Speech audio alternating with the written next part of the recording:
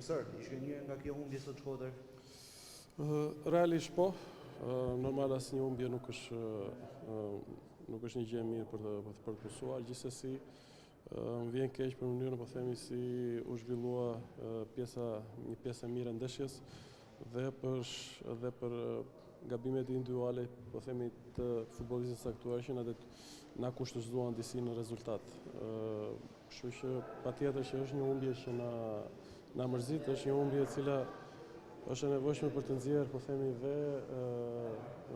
rezultatet e nevojshme pas saj për të bërë një analizë të thellë. Por gjithsesi thashë njëherë, ishte një ndeshje që kishte të mirat dhe të këqijat e veta. Çfarë nuk po shkon profesor me këtë Partizan, disa ndeshje pa fitore? Atëherë është goxhan komplekse, po themi, gjëja, duke pas parasysh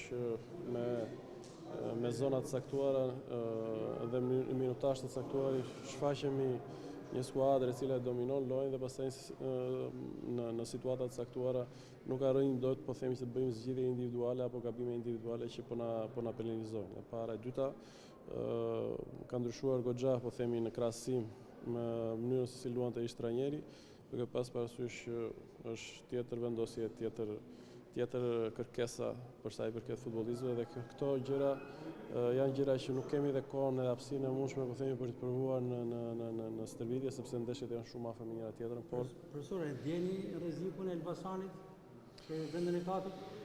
Them drejtën, jam besim plot duke parë përpara, jo mbrapa kush na ndjek. Mendoj që ose rregullojnë 2-3 gjëra që janë të rëndësishme për ekipin ton, jam besim plot që duhet parë përpara shumë se sa mbrapa. Do të vijoj detyrën e trajnerit apo mund kemi lëvizje deri në fund të sezonit?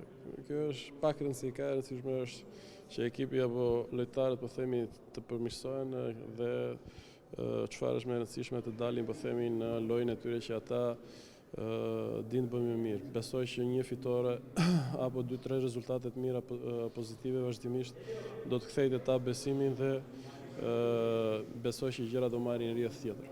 Ndeshja ardhshme? Ndeshja ardhshme, çdo ndeshje tani deri në fund është shumë e rëndësishme për ne, duke pas parasysh që janë 9 ndeshje finale, po themi, për sa i përket Partizanit. Kemi shumë detyra përpara, sepse thashë një më përpara duhet të rregullojmë të gjitha manovrat, duhet të rregullojmë të gjitha sinkronizime, po themi, fushën e lojës e para, dhe e dyta duhet jemi, po themi, grup që duhet synoj, po themi, fitore në çfarëdo lloj fushë që luani. Në skuadër keni një shkodran si Marcelino Preka që keni besuar shëritin e kapitenit. Të kënaqur si staf me performancën e tij?